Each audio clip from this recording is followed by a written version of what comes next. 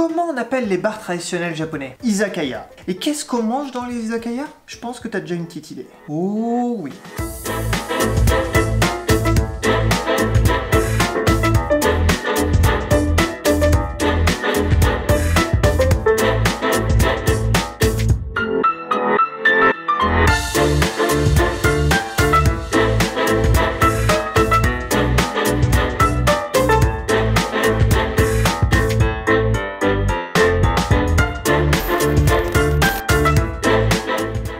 Bienvenue sur Nihon Kitchen, la chaîne et le blog qui te parle de cuisine japonaise en direct du Japon. Si tu aimes la cuisine japonaise ou tout simplement la culture japonaise, tu es au bon endroit. Ah, les yakitori. Ces brochettes que tu peux retrouver dans les izakayas, ces bars où tu peux manger de la bonne cuisine japonaise et boire accessoirement. Aujourd'hui, je vais te donner la recette d'un des yakitori les plus connus. À défaut de t'emmener dans mon izakaya préféré parce qu'il est fermé.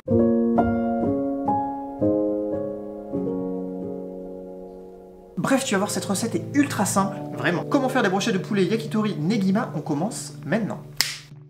Alors on est parti pour cette recette de yakitori simple qui va te faire passer pour une machine de guerre en cuisine. Et qu'on soit bien clair, cette recette est vraiment pas compliquée. En premier, on va préparer la sauce yakitori. Tu peux l'acheter toute faite, mais vu le niveau de difficulté, on va la faire maison. Et ce sera bien meilleur. En gros, on va rassembler tous les ingrédients dans une casserole, à savoir saké, sauce soja, mirin et sucre.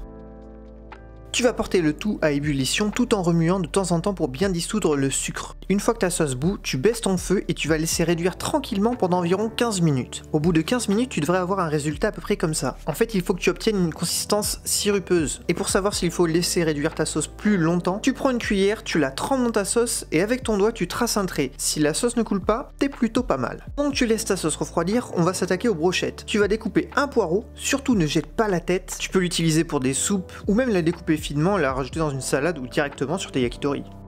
Niveau taille, tu fais des morceaux d'environ 4 cm, essaie qu'ils soient tous de la même longueur. Niveau esthétique, c'est plus sympa.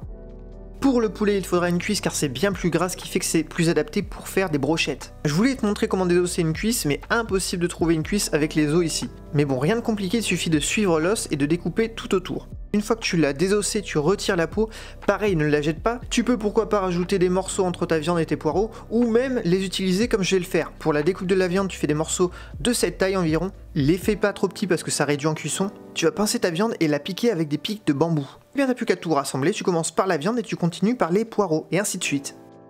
Petite recommandation, laisse tes pics tremper dans un peu d'eau pendant environ 15 minutes histoire qu'ils ne crament pas, surtout si tu les fais au barbecue ou au four. Normalement au Japon on les fait avec ce grill, qui est dans la plupart des cuisines japonaises, mais aujourd'hui je vais te les faire à la poêle pour te montrer que tu peux obtenir un très bon résultat avec ça. Bien entendu si tu peux barbecue ou grill, c'est quand même mieux. Du coup je vais utiliser des morceaux de peau de poulet pour les faire revenir à la poêle, et c'est ce qui va me donner la graisse suffisante pour cuire mes yakitori. Et en plus quand c'est bien cuit, c'est bien croustillant, ça fait des petites chips de poulet, c'est super bon. Et après t'as plus qu'à cuire tes brochettes jusqu'à qu'elles obtiennent une bonne couleur. N'hésite pas à appuyer sur les poireaux et ta viande de temps en temps pour refaire un petit peu cet effet grillé. Une fois que tes brochettes sont cuites, tu les trempes dans ta sauce yakitori et tu les remets sur le feu pour environ 1 minute de chaque côté. Mais regarde de temps en temps parce que ta sauce peut facilement cramer. Et maintenant tes yakitori sont prêts, tu n'as plus qu'à les dresser, rajouter un peu plus de sauce parce qu'il n'y en a jamais assez et à te faire plaisir.